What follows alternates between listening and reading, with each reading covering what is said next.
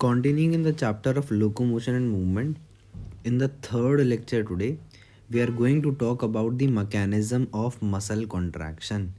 कि हमारी जो मसल है वो कॉन्ट्रैक्ट जो करती है उसका मैकेनिज़्म क्या है। अब एक बहुत फेमस हमारा मैकेनिज़्म है जिसका नाम सबसे पहले आपको याद होना चाहिए कि ये स्लाइडिंग फिलामेंट थ्योरी है, जिसके थ्रू हम लोग इस मैकेनिज़्म को एक्सप्लेन करते हैं। और नाम से ही पता चल रहा है क्या कि स्लाइडिंग फिलामेंट थ्योरी है, तो फिलामेंट्स जो हैं हमारे वो एक दूसरे के ऊपर स्लाइड करते हैं, जिससे हमारा मसल का कॉन्ट्रैक्शन हो जाता है। यही चीज़ एनसीईआरटी कह रही है कि ये स्टेट करती है क्या कि मसल की जो कॉन्ट्रैक्शन है वो कब होती है, by the sliding of thin filaments over the thick filaments. यानी हमारा थिन फिलामेंट का क्या मतलब, जो एक्टिन है हमारा, एक्टिन जो है ये स्लाइड ओवर करता है किसके ऊपर, हमारे थिक फिलामेंट्स के ऊपर, यानी मायोसिन के ऊपर। इस चीज़ को याद रखना, ये स्टेटमेंट बेस्ड क्वेश्चन में पूछा जा सकता है, और ये जो शब्द है ना इनकी तब्दीली कर सकते हैं, यानी इसकी जगह पे इसको रख के ये भी बोल सकते हैं कि sliding of the thick filaments over the thin filaments, तो ये रॉन्ग हो जाएगी स्टेटमेंट। हमारा थिन फिलामेंट जो है ये थिक के ऊपर जो है स्लाइड करता है, यानी एक्टिन हमारे मायोसिन के ऊपर स्लाइड करता है। तो ये जिस सीक्वेंस में लिखी हुई है स्टेटमेंट उसी में सही है, तो इस पर थोड़ा गौर करना। फिर बात आती है क्या कि एनसीईआरटी कहती है कि मसल कंट्रैक्शन जो है, हमारी मसल की जो कॉन्ट्रैक्शन होनी है वो इनिशिएटेड होएगी एक सिग्नल के थ्रू, और वो सिग्नल भेजेगा कौन, हमारा central nervous system via a motor neuron. अब बात आती है भाई इन मोटर न्यूरॉन की, जब बात कर रही है एनसीईआरटी तो न्यूरॉन होते कितने टाइप के हैं, तो देखो एक होता है सेंसरी न्यूरॉन और एक होता है अपना मोटर न्यूरॉन। उसको समझने के लिए हमारे पास एक डायग्राम एनसीईआरटी ने यहाँ पर दिया है। अब ये वैसे तो थोड़ा डिसकनेक्टेड है, लेकिन समझाने के लिए मैं ये डायग्राम यूज़ कर रहा हूँ कि मान लो यहाँ पर हमारा मसल स्पिंडर पे कोई रिसेप्टर प्रेजेंट है, तो रिसेप्टर से सीएनएस पर लेकर के जाने वाला जो न्यूरॉन होगा उस न्यूरॉन को आप सेंसरी न्यूरॉन कहोगे, और सेंट्रल नर्वस सिस्टम से जो रिसेप्टर पे लाने वाला हमारा न्यूरॉन होगा उसको आप क्या बोलोगे कि ये मोटर न्यूरॉन है। ठीक इस तरीके से ये हमारे दो न्यूरॉन्स हैं, सेंसरी न्यूरॉन और मोटर न्यूरॉन। हो सकता है एक इंटर न्यूरॉन भी एग्जिस्ट करे जो सेंसरी और मोटर न्यूरॉन को जोड़ता हो, जैसा हमें यहाँ देखने को मिल रहा है। बहरहाल सेंसरी का मतलब क्या कि हमारे रिसेप्टर से सीएनएस पर लेकर के जाना, और मोटर न्यूरॉन का क्या मतलब, हमारे सेंट्रल नर्वस सिस्टम से हमारे रिसेप्टर पर लेकर के सिग्नल को आना। तो यहाँ पर एक जिक्र किया एनसीईआरटी ने किसका, तस्करा किया मोटर न्यूरॉन का, कि जो मोटर न्यूरॉन है, मोटर न्यूरॉन ही वो हमारा न्यूरॉन है जो क्या कर रहा है, सिग्नल को लेकर के आ रहा है, कहाँ से, सेंट्रल नर्वस सिस्टम से मसल के ऊपर लेके आ रहा है कि भाई मसल को कॉन्ट्रैक्ट करवाओ। अब बात आती है क्या कि motor neuron along with the muscle fibre जो उससे जुड़ा हुआ है कंस्टिट्यूट करता है मोटर यूनिट। ये इम्पॉर्टेंट बन जाती है चीज़ कि मोटर यूनिट किससे मिल कर के बना है।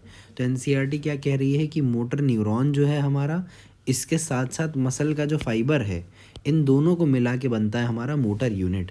तो हम लोग ये कह सकते हैं क्या कि motor unit is equals to motor neuron plus muscle fibre. और एनसीईआरटी ने आपको इस वाले डायग्राम के अंदर बताया था कि जो मसल फाइबर है उसे ही आप मसल सेल कहते हो। ठीक है, तो यानी हम लोग ये कह सकते हैं कि मसल का सेल प्लस नर्वस सिस्टम का एक सेल, यानी हमारा न्यूरॉन, कौन सा न्यूरॉन, मोटर न्यूरॉन। तो नर्वस सिस्टम का भी एक सेल ले लिया हमने और मसल का भी सेल ले लिया हमने, इन दोनों को मिला करके हमारा क्या बन गया, मोटर यूनिट बन गया। तो motor unit is equals to motor neuron plus muscle fibre, यानी न्यूरॉन प्लस मसल सेल, तो दोनों दो तरीके के सेल आ गए हमारे मोटर यूनिट के अंदर। अब एनसीईआरटी कहती है the junction between a motor neuron and the sarcolemma of the muscle fibre is called neuromuscular junction, या मोटर एंड प्लेट हम लोग इसको कहते हैं। तो ये चीज़ भी इम्पॉर्टेंट है कि जो न्यूरोमस्कुलर जंक्शन हमारा बन रहा है, ये जिसको हम लोग मोटर एंड प्लेट कह रहे हैं, ये कैसे बन रहा है, ये इस तरीके से है कि हम लोग ये बोल रहे हैं कि भाई ये मान लो हमारा ये न्यूरॉन आ रहा है, ये न्यूरॉन आया और हमारी मसल के सार्कोलेमा के ऊपर ये जा कर के इसने अपनी ब्रांचेस दी, यहाँ पे आप देख रहे हो। तो ये जो बन रहा है ना, ये जो जंक्शन बन रहा है इसका, न्यूरॉन और मसल का जो जंक्शन बन रहा है, उसको हम लोगों ने बोला कि ये मोटर एंड प्लेट है, या इसी को ही हमने न्यूरोमस्कुलर जंक्शन NMJ का नाम दिया। भाई ऑब्वियस सी बात है कि भाई न्यूरॉन से अगर सिग्नल आ रहा है, मोटर न्यूरॉन से, और मसल को कॉन्ट्रैक्ट करवाना है, तो किसी तरीके से उस सिग्नल को मसल के अंदर भी तो जाना होगा। और जब मसल के अंदर वो सिग्नल जाएगा तो सबसे पहले इन दोनों को मिलना पड़ेगा किसी पॉइंट पे। तो जिस पॉइंट पे इन दोनों का जंक्शन हो रहा है, हमारे न्यूरॉन का और हमारी मसल का, उसी जंक्शन को हम लोग क्या कह रहे हैं, न्यूरॉन का और मसल का जंक्शन, यानी न्यूरोमस्कुलर जंक्शन, या फिर दूसरा नाम दिया इसका हमने मोटर एंड प्लेट। अब इसके अंदर हमारा जो मोटर न्यूरॉन है वो जुड़ता कहाँ पर है, जा कर के सार्कोलेमा पे जुड़ता है, हमारे मसल फाइबर या मसल सेल की, मसल सेल की सार्कोलेमा पे कह लो, या मसल फाइबर की भी सार्कोलेमा, एक ही बात है। अब इसको समझने के लिए देखो NCERT हमसे ये कहती है क्या, कि अब इसको मैंने 4 स्टेप्स के अंदर जो है डिवाइड कर दिया है, जिससे आपको ये चीज़ समझने में थोड़ी आसानी हो। सबसे पहला स्टेप, इसको अपने नोट्स में भी इसी तरीके से ऐड करना कि, या फिर NCERT में ही ऐसे हाईलाइट कर लेना अलग अलग, जैसे मैंने कलरिंग कोड्स अलग अलग दिए हैं, तो स्टेप वाइज इस तरीके से आप भी करना। सबसे पहला काम क्या होना है, कॉन्ट्रैक्शन के अंदर एक न्यूरल सिग्नल आएगा और वो रीच करेगा न्यूरोमस्कुलर जंक्शन पर। न्यूरोमस्कुलर जंक्शन पे क्या होगा, एक न्यूरोट्रांसमीटर निकलेगा एसिटाइल कोलिन, जो कि जनरेट करेगा एक एक्शन पोटेंशियल, किसके अंदर, सार्कोलेमा के अंदर। और वो जो होगा हमारा एक्शन पोटेंशियल जो सार्कोलेमा में बनेगा, वो स्प्रेड कर जाएगा पूरी की पूरी मसल के अंदर, मसल फाइबर की पूरे के पूरी लेंथ में, और कॉज कर देगा कि कैल्शियम आयंस जो हैं सार्कोप्लाज्म के अंदर रिलीज़ हो जाएं। अब मैं ये बात कर रहा हूँ कि न्यूरॉन के पहले पार्ट्स देखो आप। न्यूरॉन ये रहा हमारा, ये भी मैंने जो हमारा न्यूरल कोऑर्डिनेशन वाला चैप्टर है उसके अंदर से ये डायग्राम उठाया है। अब आप देखो कि ये न्यूरॉन का एक पार्ट आपको दिख रहा है, तो ये है, ये हमारे डेंड्राइट्स हैं, ठीक है। फिर इसके अंदर छोटे छोटे ये हमें निसल्स ग्रैन्यूल्स देखने को मिल रहे हैं। ये हमारी सेल की बॉडी है, न्यूक्लियस भी हमें दिख रहा है यहाँ पर। ये हमारा पूरा का पूरा एक्सॉन है, और ये हमें श्वान सेल्स भी देखने को मिल रहे हैं। फिर लास्ट में एक्सॉन का टर्मिनल है, एक्सॉन के टर्मिनल पे आपको कुछ साइनेप्टिक नोब्स देखने को मिल रहे हैं। इन साइनेप्टिक नोब्स को अगर हम लोग जूम करके देखें, तो NCERT ने इसको जूम करके भी हमको दिखाया है, कहाँ पर, इस डायग्राम के अंदर, जहाँ ट्रांसमिशन ऑफ इम्पल्स की बात करी है। तो अब ये है मेरा एक साइनेप्टिक नॉब जो था ना, ये एक साइनेप्टिक नॉब, जब ये मेरी मसल से जा कर के मिल रहा है, मैं उस टाइम का ये डायग्राम देख रहा हूँ। तो ये मेरा साइनेप्टिक नोब रहा, और साइनेप्टिक नोब जो है ये मान लेते हैं, ये जो मेरी मेम्ब्रेन है, पोस्ट साइनेप्टिक मेम्ब्रेन जिसको बोला हुआ है, ये पोस्ट साइनेप्टिक मेम्ब्रेन, ये मेरी मसल का सार्कोलेमा है, मसल फाइबर की ये सार्कोलेमा है, और ये मेरा नोब है। और इस नोब के अंदर मैं क्या देख रहा हूँ कि ये साइनेप्टिक वेसिकल्स प्रेजेंट हैं, साइनेप्टिक वेसिकल्स, और इनके अंदर ये गोला गोला जो दिखा रखा है, ये क्या है, एसिटाइल कोलिन भरा हुआ है। अब देखो कि एक्सॉन में से मेरी इम्पल्स आई, नर्व इम्पल्स, और हमारे नोब पे आके रुक गई। अब यहाँ पे क्या होगा कि ये जो साइनेप्टिक वेसिकल्स होंगे, ये जाएंगे हमारे इसके पास, बिल्कुल लास्ट मेम्ब्रेन के पास, प्री साइनेप्टिक मेम्ब्रेन के पास, और ये इससे जा कर के कर जाएंगे फ्यूज़। इससे जब ये फ्यूज़ कर जाएंगे तो क्या होगा कि इनके अंदर जो एसिटाइल कोलिन था वो इन्होंने कहाँ पर फेंक दिया, इस बीच वाली जगह के बीच में। अब देखो इस जगह को कहते हैं हम लोग साइनैप्स। साइनैप्स क्या होता है कि हमारा एक न्यूरॉन और दूसरी मसल जो है मिलके कोई एक जंक्शन बनाती है, इसको हम लोग साइनैप्स कह रहे हैं। अगर यही चीज़ हमारे मसल फाइबर के साथ बन रही थी तो हम लोगों ने इसको नाम दिया था न्यूरोमस्कुलर जंक्शन का। अब वहाँ पर भी क्या हो रहा है कि एक प्री साइनेप्टिक मेम्ब्रेन प्रेजेंट है, जो कि हमारी न्यूरॉन की मेम्ब्रेन है, और एक हमारी पोस्ट साइनेप्टिक मेम्ब्रेन है। अब जो रिसेप्टर्स प्रेजेंट होते हैं वो कहाँ पर होते हैं, पोस्ट साइनेप्टिक मेम्ब्रेन पे होते हैं, जैसा आप देख पा रहे हो। ये प्रीवियस ईयर का क्वेश्चन भी है। ये पोस्ट साइनेप्टिक मेम्ब्रेन ही तो है, पोस्ट का मतलब बाद में, और ये बीच वाली जो जगह है इसको हम लोगों ने बोला क्या, साइनेप्टिक क्लेफ्ट। अब क्या होता है कि हमारी जो ये न्यूरॉन का ये है हमारा साइनेप्टिक नोब, इस साइनेप्टिक नोब के अंदर से या नॉब के अंदर से हमारा एसिटाइल कोलिन कहाँ पर आ गया, साइनेप्टिक क्लेफ्ट के अंदर आ गया, और फिर ये जा कर के बाइंड कर गया किसके साथ, हमारी मसल की मेम्ब्रेन के साथ, यानी सार्कोलेमा के साथ जा कर के हमारा ये एसिटाइल कोलिन बाइंड कर गया। यही चीज़ NCERT ने आपको यहाँ पर बोली है क्या, कि देखो हो क्या रहा है कि जो न्यूरल सिग्नल्स जो है वो रीच कर रहा है इस जंक्शन पे, वो क्या करता है, एक न्यूरोट्रांसमीटर एसिटाइल कोलिन को रिलीज़ करवाता है, जो कि जनरेट करेगा एक action potential in the sarcolemma. और ये एक्शन पोटेंशियल जो है पूरे के पूरे मसल्स फाइबर के अंदर फैल जाएगा, जिसकी वजह से सार्कोप्लाज्म के अंदर हमारा रिलीज़ हो जाएंगे कैल्शियम आयंस। ये स्टेप नंबर 1 है। वापस से स्टेप नंबर 1 को समझते हैं कि हमारा न्यूरल सिग्नल आया, और न्यूरल सिग्नल ने क्या किया कि न्यूरल सिग्नल आया और इसने क्या किया, रिलीज़ किया न्यूरोट्रांसमीटर एसिटाइल कोलिन। तो न्यूरल सिग्नल आया और हम लोग देख सकते हैं कि ये हमारा एसिटाइल कोलिन रिलीज़ हो गया। अब एसिटाइल कोलिन रिलीज़ हो गया तो एसिटाइल कोलिन बाइंड करेगा रिसेप्टर के साथ, और वो रिसेप्टर कहाँ पर प्रेजेंट है, हमारी सार्कोलेमा पर प्रेजेंट है। सार्कोलेमा यानी पोस्ट साइनेप्टिक मेम्ब्रेन पर इस केस के अंदर प्रेजेंट है। तो हमारे एसिटाइल कोलिन के मॉलिक्यूल्स चले गए किसके पास, रिसेप्टर के पास, बाइंड कर गए, और अब इन्होंने क्या किया, एक एक्शन पोटेंशियल जनरेट किया। तो हमने देखा कि हमारा इस तरीके से यहाँ पर न्यूरल सिग्नल आया, न्यूरल सिग्नल ने एसिटाइल कोलिन को रिलीज़ किया, एसिटाइल कोलिन ने जो है रिसेप्टर पे जाके बाइंड किया, रिसेप्टर जो थे सार्कोलेमा के ऊपर, उनके वजह से क्या हुआ, इसके अंदर क्या हुआ, एक्शन पोटेंशियल जनरेट हो गया।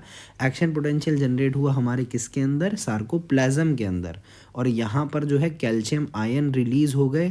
कैल्शियम आयन रिलीज़ कहाँ से होंगे, सार्कोप्लाज्मिक रेटिकुलम से होंगे, और ये क्या कर देंगे, अब जा कर के करेंगे ये बाइंड। पहला स्टेप था, अब तक हमारा कैल्शियम रिलीज़ हो गया। अब कैल्शियम रिलीज़ हुआ है तो कैल्शियम क्या काम करवाएगा, जब कैल्शियम लेवल जो है इंक्रीज़ होएगा तो कैल्शियम बाइंड करेगा किसके साथ, एक सब यूनिट ऑफ ट्रोपोनिन के साथ। अब मैंने आपको बताया था ट्रोपोनिन के 3 सब यूनिट होते हैं, आई, टी और सी। तो ट्रोपोनिन अपना ट्रोपोनिन सी के साथ, ये कैल्शियम जो है अपना ट्रोपोनिन के साथ बाइंड करेगा एक सब यूनिट के साथ, और एक्टिन फिलामेंट को ये ऊपर लगाई हुआ है, तो ये क्या कर देगा, ये रिमूव कर देगा masking of active sites for myosin.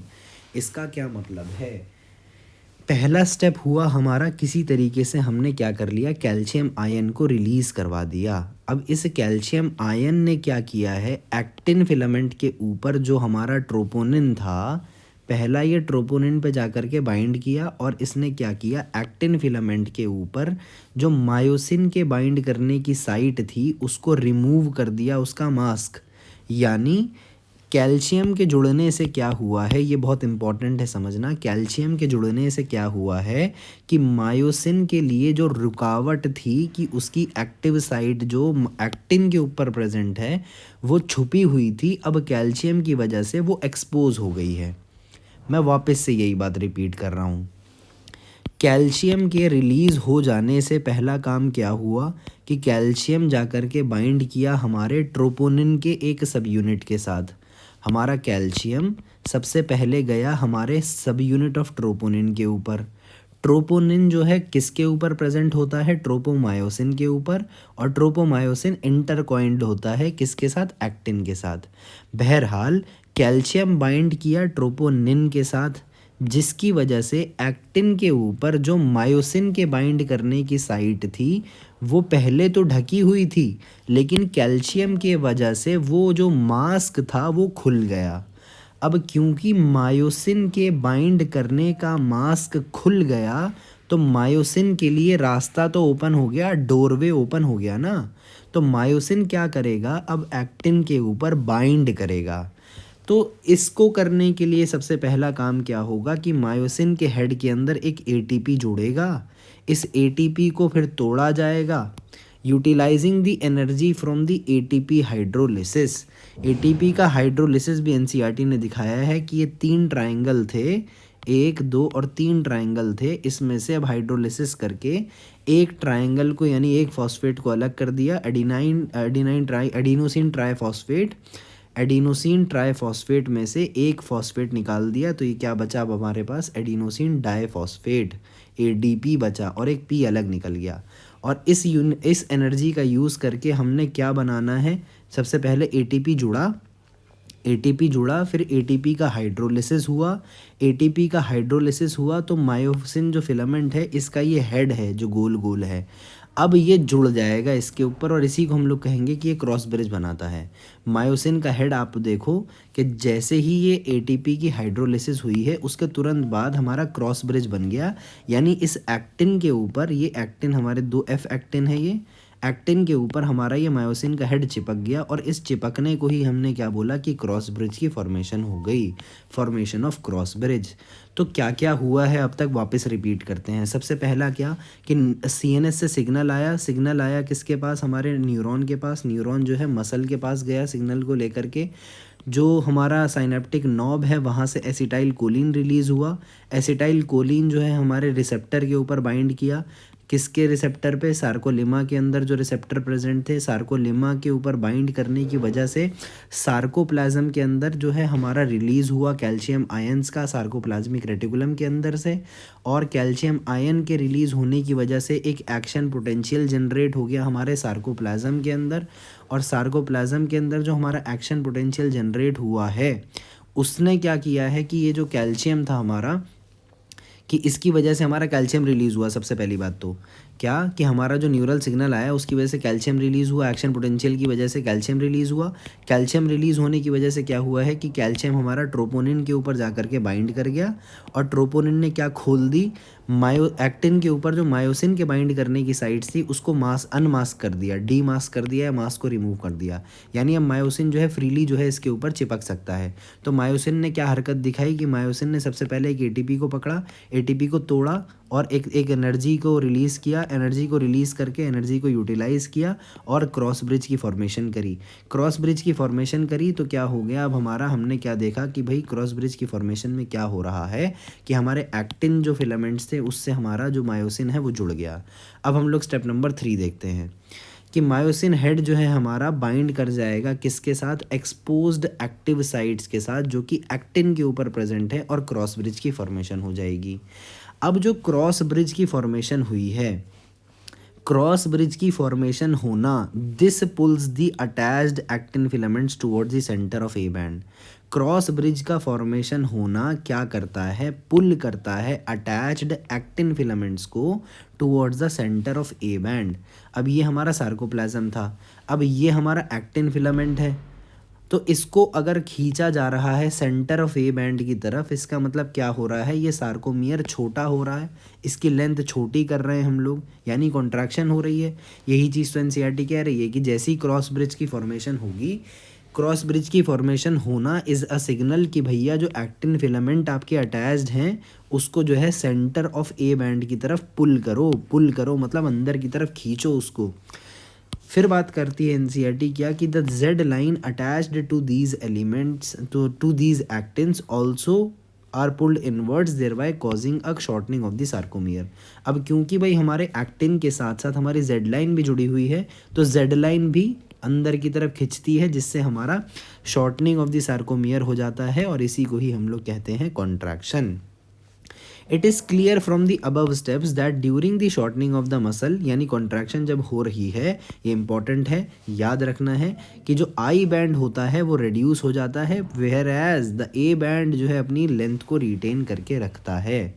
फिर बात आती है क्या, ये लास्ट स्टेप है, the myosin releasing the ADP and Pi go back to its relaxed state. अब क्या हुआ है कि भाई इसके बाद हमने देखा था, इसके बाद हुई हमारी कॉन्ट्रैक्शन के बाद क्या हुआ है कि अब जो है हमें क्रॉस ब्रिज को तोड़ना है। क्रॉस ब्रिज को तोड़ना है तो हम लोग क्या करेंगे, सबसे पहले कि हम लोग इस एटीपी को रिमूव करेंगे।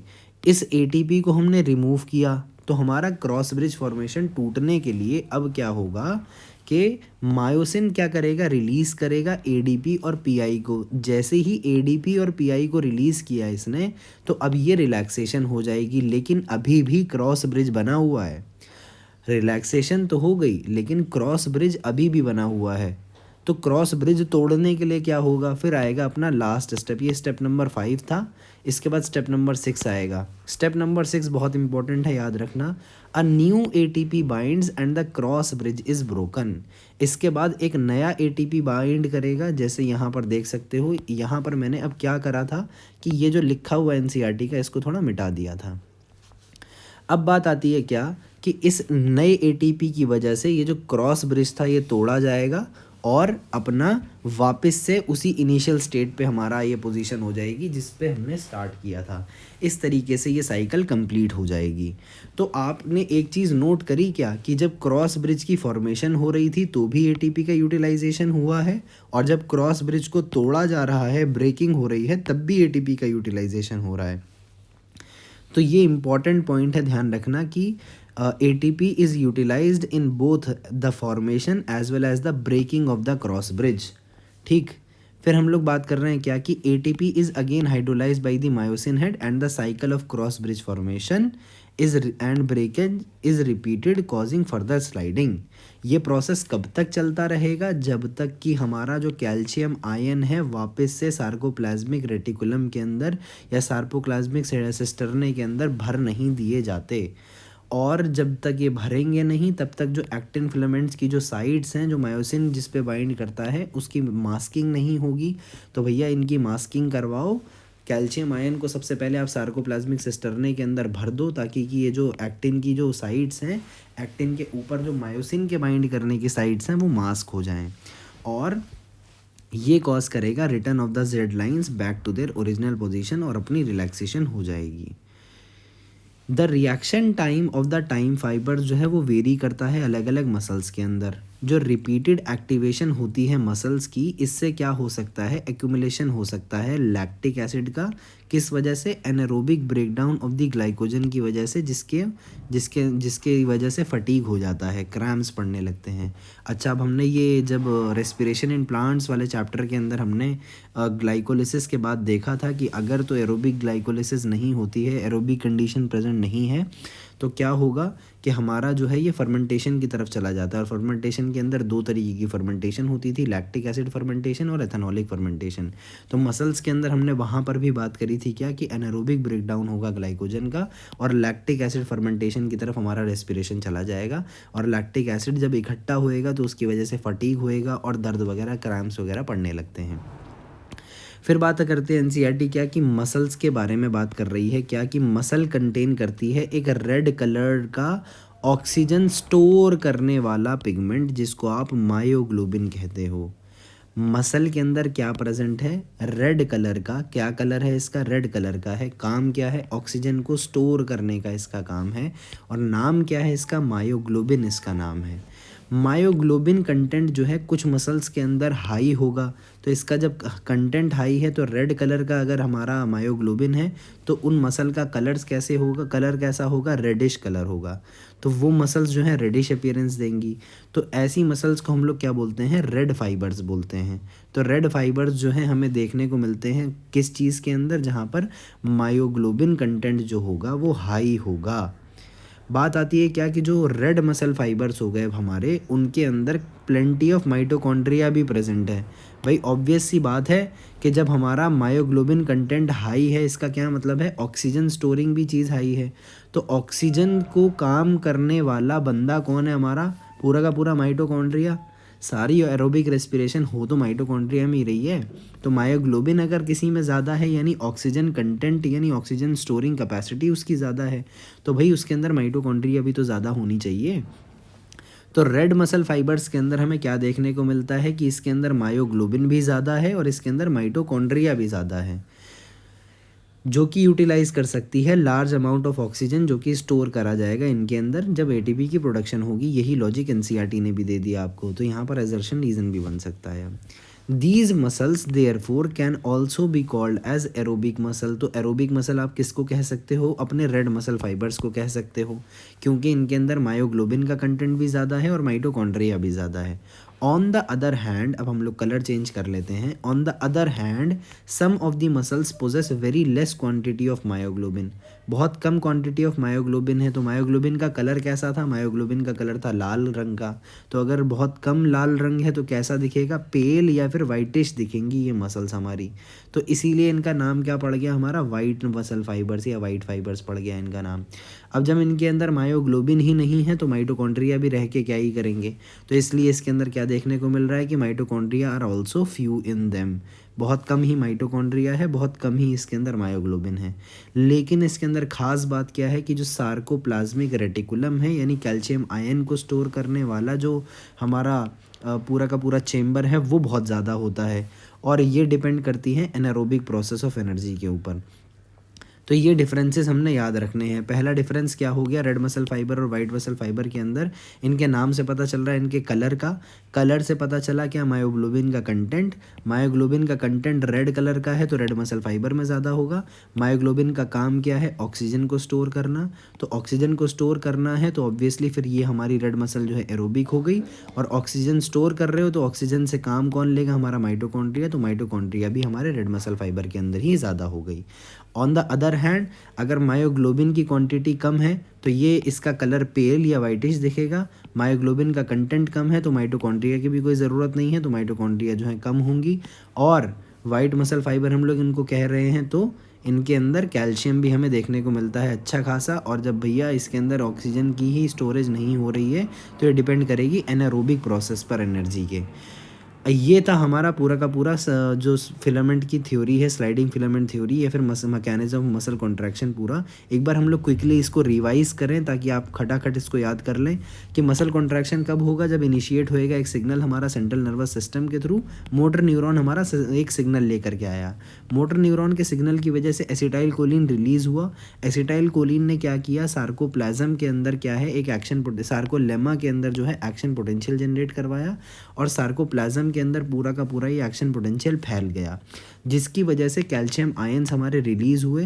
कैल्शियम आयंस रिलीज़ हुए तो वो जा कर के ट्रोपोनिन के एक सब यूनिट से बाइंड कर गए।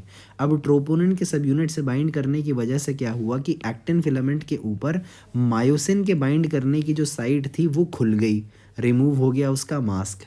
इसकी वजह से मायोसिन ने क्या किया कि मायोसिन ने एक एटीपी को पकड़ा, एटीपी को हाइड्रोलाइज़ किया, एक एटीपी को पकड़ा, उसको हाइड्रोलाइज़ किया, और इसने क्या किया, हाइड्रोलाइज़ करके इसकी एनर्जी को यूटिलाइज़ करके क्रॉस ब्रिज की फॉर्मेशन कर ली। क्रॉस ब्रिज की फॉर्मेशन होने से क्या मतलब हुआ कि जैसे ही क्रॉस ब्रिज बनता है वैसे ही क्या होगा, शॉर्टनिंग ऑफ द सार्कोमियर होएगी, यानी जेड लाइंस को अंदर की तरफ, centre of the A band की तरफ इसको पुल कर लिया जाएगा, यानी कॉन्ट्रैक्शन हो जाएगी। और कॉन्ट्रैक्शन होने के बाद क्या होगा कि कॉन्ट्रैक्शन होएगी, कॉन्ट्रैक्शन के बाद हमारा क्या होगा कि स्लाइडिंग या रोटेशन वापस से देखने को मिलेगा हमें, यानी रिलैक्सेशन वाली स्टेट आ जाएगी। लेकिन क्रॉस ब्रिज अभी भी बना हुआ है। क्रॉस ब्रिज के लिए क्या होगा कि सबसे पहले जैसे ये रिलैक्सेशन वाली स्टेट होनी है, सबसे पहला काम क्या है कि हमारा एडीपी को और जो इनऑर्गेनिक फॉस्फेट है इसको रिलीज़ करेंगे तो हमारा ये नॉर्मल स्टेट में आ जाएगा। जैसे ही नॉर्मल स्टेट में आया, अब हमें एक नया एटीपी जोड़ना पड़ेगा ताकि इस क्रॉस ब्रिज को हम लोग तोड़ पाएँ, और इसके अंदर नया एटीपी हम लोग जोड़ेंगे तब हमारा ब्रेकिंग होगी क्रॉस ब्रिज की। ये है हमारा पूरा का पूरा डायग्राम जो एनसीईआरटी ने समझाया हुआ है, पूरी की पूरी हमारी theory muscle filament sliding filament theory muscle contraction का मैकेनिज्म। आई होप आपको ये समझ में आया हो। ये चीज़ हमें इस डायग्राम के अंदर भी दिखा रखी है, वही चीज़, इसके अंदर कोई मुश्किल बात नहीं है कि ये रिलैक्स स्टेट में था, जब कॉन्ट्रैक्ट कर रहा है तो ये सार्कोमियर की जो लेंथ थी, अगर हम लोग इसको फिक्स मान लें जैसे यहाँ दे रखा है, तो इस तरीके से देखो कि ये शॉर्टनिंग हो गई है, कि ये शिफ्ट होकर के यहाँ आ गया, और मैक्सिमम कॉन्ट्रैक्शन जो है और छोटा हो गया इस तरीके से। तो पहले इतना बड़ा था हमारा सार्कोमियर, और अब जो है कॉन्ट्रैक्शन के बाद इतना रह गया है। इस तरीके से हम लोग देख सकते हैं कि यहाँ पर जो है स्लाइडिंग फिलामेंट थ्योरी जो है मसल कॉन्ट्रैक्शन की उसको दिखा रखा है, और relative size of I band and H zone भी दिखा रखा है। एच जोन अगर आपको याद हो क्या था, एच जोन वो चीज़ थी जहाँ पर सिर्फ और सिर्फ मायोसिन प्रेजेंट है, centre of the A band के अंदर ये प्रेजेंट होता है। तो यहाँ पर देख सकते हैं हम लोग ऐसा कुछ भी नहीं बचा है, him disappears, H zone, I band और जो एम लाइन है ये गायब सी हो जाती है। बहरहाल this was all about this lecture. Next lecture के अंदर हम लोग स्केलेटल सिस्टम के बारे में बात करेंगे।